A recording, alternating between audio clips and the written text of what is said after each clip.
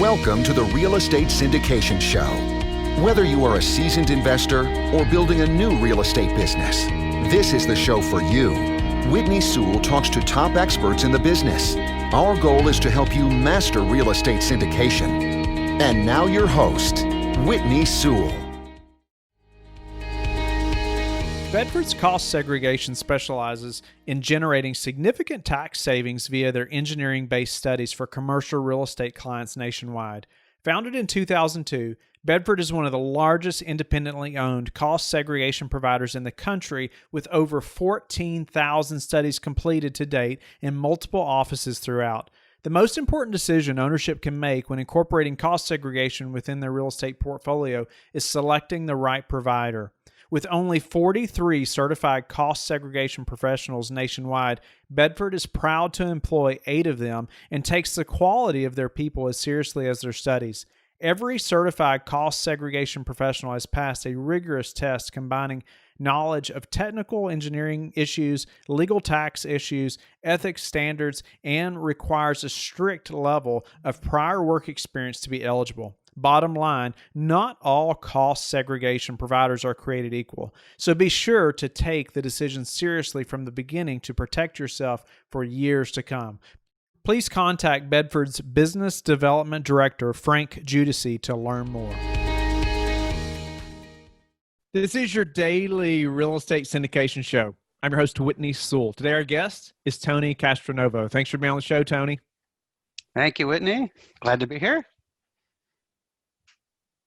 Tony is a founder and managing partner of Novo Multifamily Group and Novo Investments. Tony is focused on buy and hold investing, initially in the single-family space and now exclusively in multifamily apartments. He's the owner-operator and asset manager for 80 units in Bryan, College Station, Texas, a home of Texas A&M University. He's also a committed veteran of the Houston Marathon.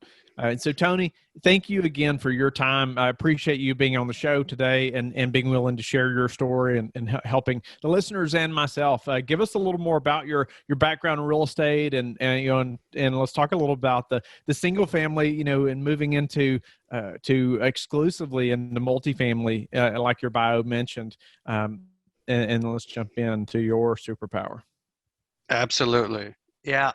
I think there's probably quite a few real estate investors out there that start in the single family space. So, I was one of those. And I think it probably took me about 4 months to find my first single family rental home.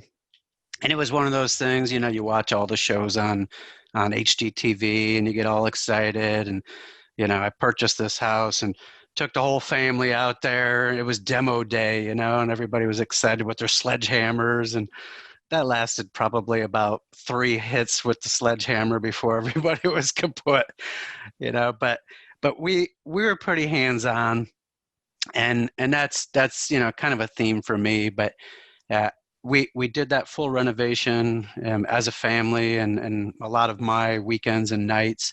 But the interesting thing about doing it that way was I really got to learn what it was all involved regarding the contracting and the renovations.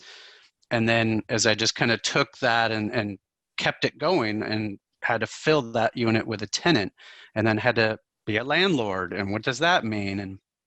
And just being a management and IT guy for many years, I knew I had to develop processes and systems. And, the turning moment for me was when I had a tenant who wanted to make sure that her payment was on time. And she showed up at 11:59 at my house and stuck a check under my doormat.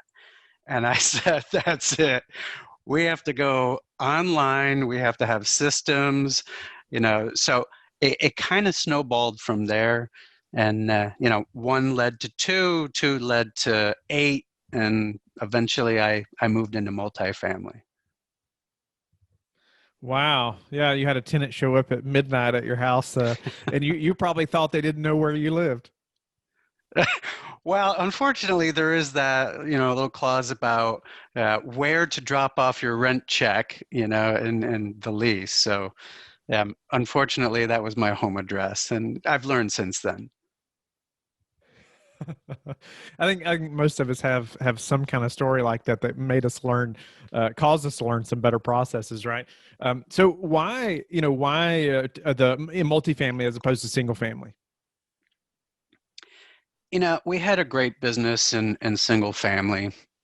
And if you're familiar with like, bigger pockets and the term BRRRR, we were doing a lot of the BRRRR strategy where we'd basically, buy a distressed home, we'd renovate it, we'd get it, listed for rent, refinance it within 90 days, and pull out equity and move on and do the next one. And that was great. It was, just another log on the fire every time. We were building a good equity base, building good cash flow.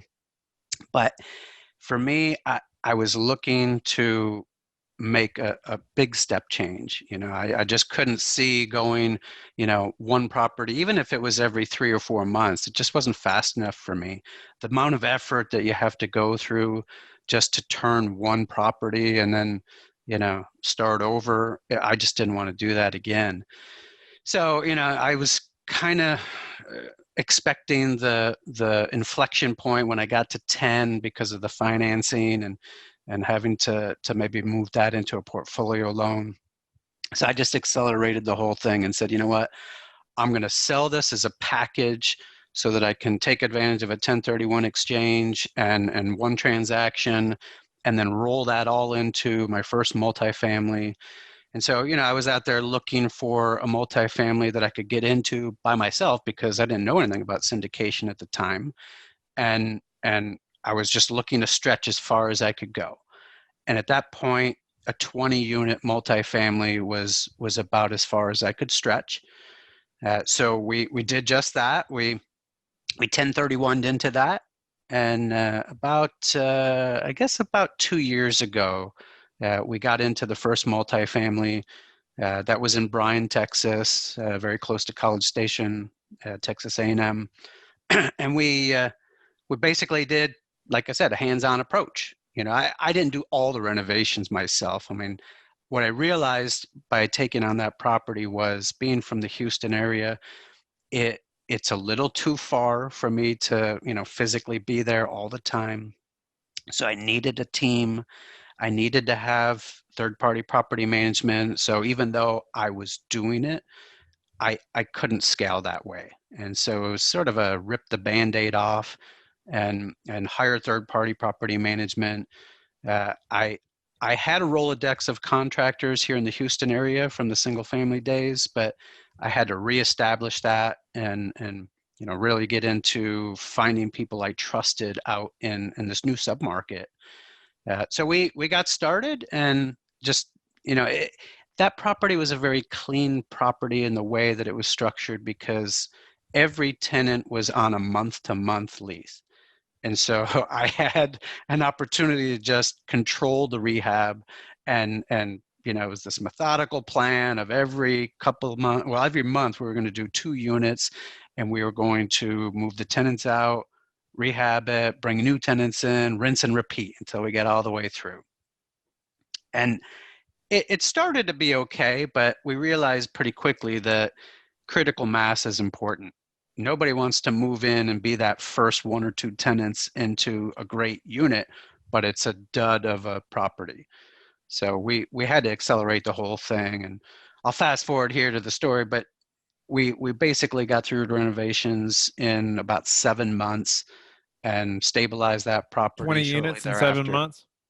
Yeah, we actually did 19. We had one tenant that simply just didn't want to go, and we couldn't necessarily get him out. He was a great tenant, and he wanted to pay more. I mean, he didn't want to pay more, but he was willing to pay more, and we didn't have to renovate it. So, we just kept him in there, and he's been there now for several years. So we got one more looming.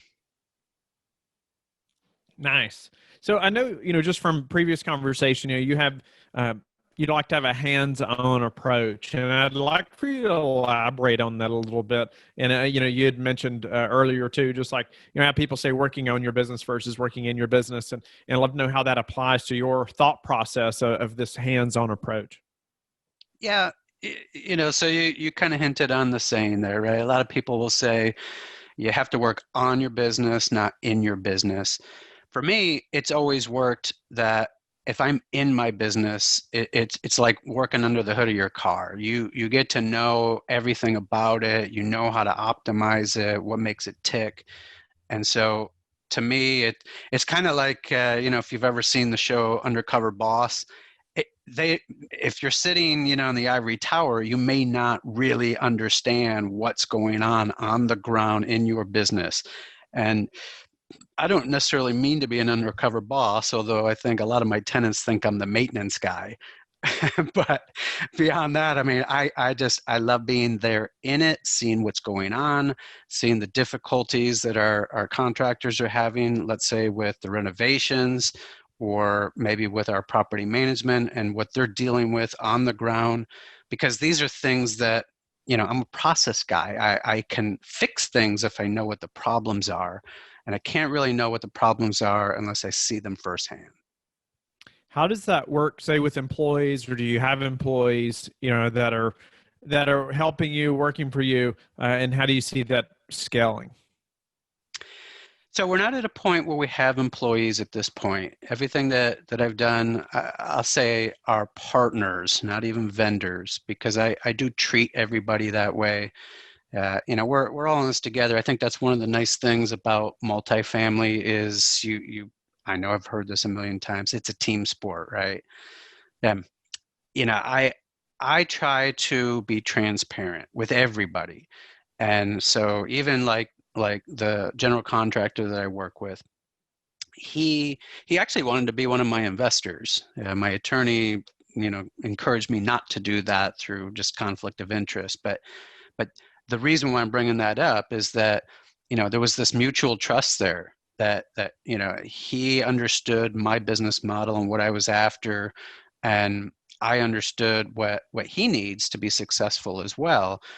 And we've all been there where we're trying to nickel and dime a contractor and trying to squeeze out every last dollar, and I'm guilty of it just like anybody else. But for me, it's making sure he understands why I'm pushing in certain places to make the business successful. Because at the end of the day, if it's not, then he doesn't have a job either. So he's now been with us on a couple of different properties, and it's kind of been more of a long haul. And that's just one example. Our property management team is the same way.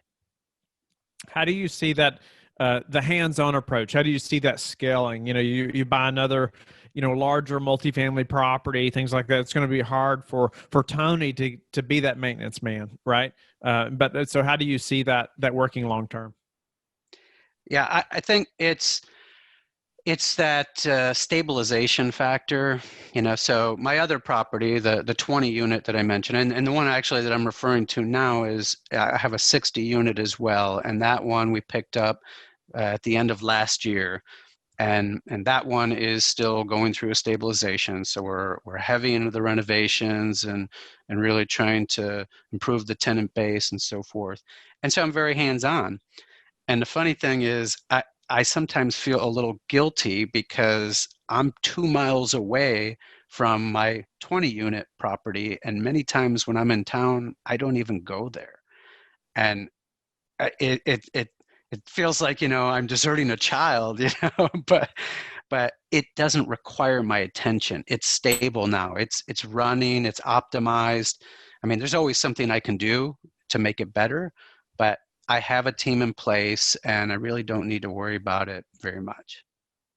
Let's talk about that 20 unit again and some of the difficulties. It sounded like your business plan or your changed a little bit as you got going, right? You experienced some challenges and you overcame them. It seems like, and maybe you could talk through that a little bit. Some things that you learned taking over that property and your plan of exiting those tenants. You'd say 2 a month, something like that, but you ended up doing it faster than that. Tell us a few more details about that. Yeah, I think, you know, we all get the analysis paralysis with the spreadsheets. Every time you're looking at a deal, you're underwriting a deal, everything looks good in Excel, right?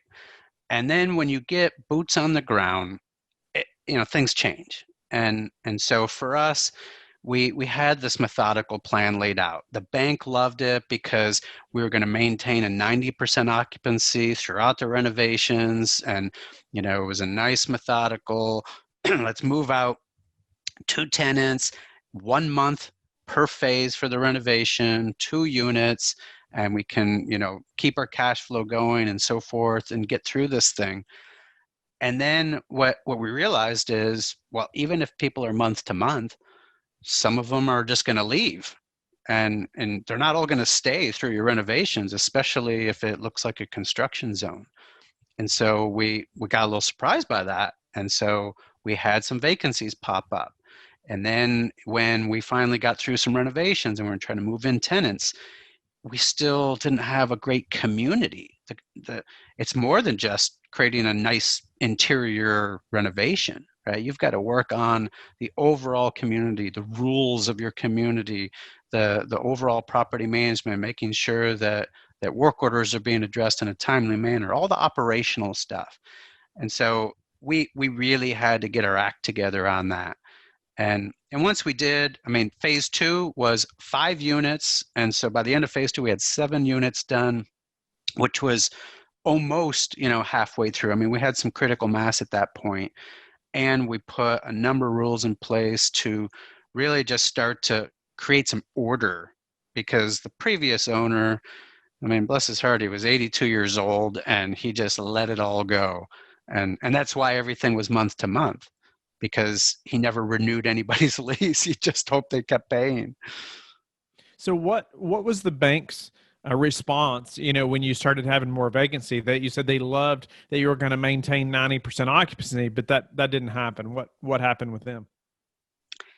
I think it comes back to being transparent, that, hey, we had a business plan, and that was our best understanding given the facts that we had. But once we were into it, things started to change, and we had to be flexible and adapt.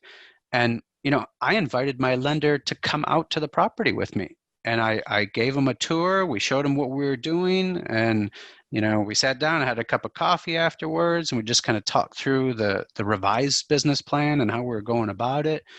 And I guess there's an element of trust there that we were still getting to know each other. And so he had to take a leap of faith on that. But, I'll tell you, we dipped down on our occupancy quite a bit in the winter months as we were working through kind of the meat of the renovations and had to start making that turn. And, that required some trust. But, we never looked back once we got it filled, and it's been a great property for us. We're typically 100% full. And tenants love it. We get great feedback all the time. Nice. No, I love how you mentioned just communication there with that lender and transparency, and even inviting them out, and how you all revised that business plan and talked through just what was happening. It kind of is what it is at that point, right? And they just have to see you're doing the best that you can. But tell us, I like to also how you focused on the community and not just making it a pretty building or units, but there's a community feel there that has to happen. Could you elaborate on any other things that you did there to just make it that community where tenants wanted to live and stay? Yeah, we obviously, when you take on something like that, you're focused on a lot of the capital improvements, interior, as well as anything that needs to be addressed on the outside. But even amenities. Like, we didn't have an option for laundry, and amazing that the previous owner just ran that property for years and years, and there was no in-unit laundry, there was no laundromat on site. And I think the best option for people was they could walk across the street, and there was a laundromat over there. But even that, could you imagine having to haul your clothes, across the street back and forth? It just wasn't a good solution. And so for us, we had to get creative, because there really wasn't enough, I guess, I don't want to say the word real estate, but there wasn't really a place to put laundry. It was a small 20-unit building. And so we got creative, and so we had a carport that had like a maintenance shed in between, kind of 10 units on one side, 10 units on the other side for parking. And so we split that, and we turned half of it into a laundromat. and the other half we kept as our maintenance shed. But that laundry facility, I mean, it looks immaculate. It's well done, all new equipment. Tenants were so excited. I mean, there was like literally a virtual ribbon cutting. They were very excited that they could literally just walk across the parking lot and have this brand new laundry facility. And we don't make a ton of money on it, but it's not about the money in that case. It's about keeping tenants happy and having one more reason for them to say yes when we're trying to attract new tenants. So how did you maintain cash flow, or did you have reserves, or what carried you through that time of a higher vacancy? Even having the expense too of more renovations at that time. What carried you through that? Yeah, you mentioned reserves, so that's a part of any deal, right? Is to make sure that you're well capitalized. So we had the budget set aside for the renovations, and understanding that our occupancy was going to dip during that time frame. I think the other thing too was with our loan. We had interest only for, I think in that case it was 12 months, smaller property, but that bought us some time to kind of get through, and start to bring in tenants and get those rent bumps that we were looking for. I mean, this was a big value add. This was taking, units that were renting for $500 a month and bringing them up to $750 a month. So a significant add, and so we had a lot of work on our hands, but good thing to have good partners. Tony, what's been the hardest part of this multifamily journey or process for you? I think part of it's mindset. And, when even going from the single family space to the multifamily space, that was a big jump because it was this unknown pool of maybe operations. What's different about multifamily? It's larger or more issues, more things on the operations, maybe harder to control. So a fear of the unknown, I guess. But when I moved into the next property, the 60 unit, that was an inflection point for me, because at the time I was refinancing my 20 unit, and I wanted to be able to kind of use the spur strategy again in the multifamily space and be able to take the forced appreciation that we put into it and be able to leverage that and move into the next one. And I was looking at my options, and the first option that came to my mind was the most obvious. I'm going to buy another 20 unit apartment complex, like I was going to buy another single family home every time. And so something triggered. I think I was out there searching for networking groups and everything I could get my hands on. And I stumbled across a group that turned out to be a syndication group. And they were just, having a local meetup and trying to educate people on a different way. Different, I say, because it was different to me. And so that's when I first learned about syndication. And for me, that was a mindset change, because I realized that now I'm not limited by what I have in the bank. I'm limited by my ability to raise capital. And so syndication became very attractive to me. And I think it's just thinking bigger. Even 60 today, I look at 60, and even though it's got its challenges, from a magnitude standpoint, I'm like, what's the big deal? It's 60. I went from 20 to 60, but the operations are similar. The approach that you take is similar. So going to 260, maybe that feels a little uncomfortable, but it's just scale. So it's thinking bigger. Outside of the mindset and thinking bigger, what was the challenge that you had, syndicating that first deal, the first syndication? I think it was mindset, because I switched my thinking of I'm asking people for money versus I'm creating opportunity.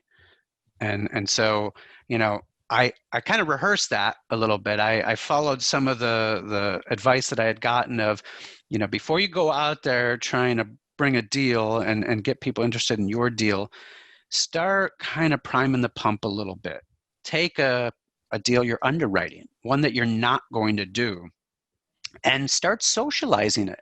Build a business case around it. Talk to people about the process that you're going through and the opportunity that's there. And this is a deal that looks like one that they might, be interested in. And work out the kinks of your presentation and the mechanics and even, the way you talk to people and try to create that elevator pitch. So that was a bit of a change for me. And it was fun because I love that one-on-one relationship building with people. And I'm not the broadcast out to 100 people and, try to do the whole 506c thing and just advertise it to the world. And to me, it's about the one-on-one relationships, build them one at a time. And if you do right by people, then, you're going to have kind of repeat customers, if you will. What's a way you've recently improved your business that we could apply to ours? I think it's, to continue to look around you at your network or networks, I should say. Another saying I guess everybody's heard is your net worth is your network. I mean, we all have a network. We have many networks. And it takes you to stop for a minute and just think about who are your spheres of influence. So for me, it's like I have a W-2 job. So I have a number of colleagues that I've worked with for years. I have a running club. You mentioned early on about my marathoning. So I'm in a running club with 400 people. There's just a variety of circles that I'm in that, when you really stop and think about it, if you start really nurturing some of those relationships, tell everybody what you're doing, and the excitement, the passion is going to come out, and people want to naturally be a part of that. But it starts by identifying who's in your network. Who do you want to talk to about this? What's your best source for meeting new investors? I think there's investors all around us, and some people just don't know that there's this opportunity. They think that, I think the average person thinks that, they should invest in their 401k and have some stock options at their company, and that's pretty much it. And so, again, I think if you just look around you, I mean, I can't help talking about real estate. Anytime, I'm meeting somebody new, somehow the conversation just comes up. And so, I think it's fun.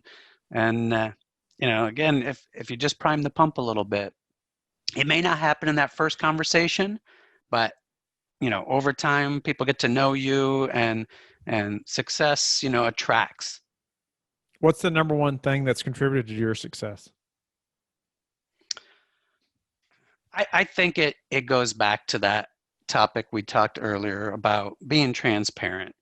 I'm not going to conceal anything. I'm very much an open communicator. So like as an example with our investor base, we produce monthly reports. We have quarterly phone calls.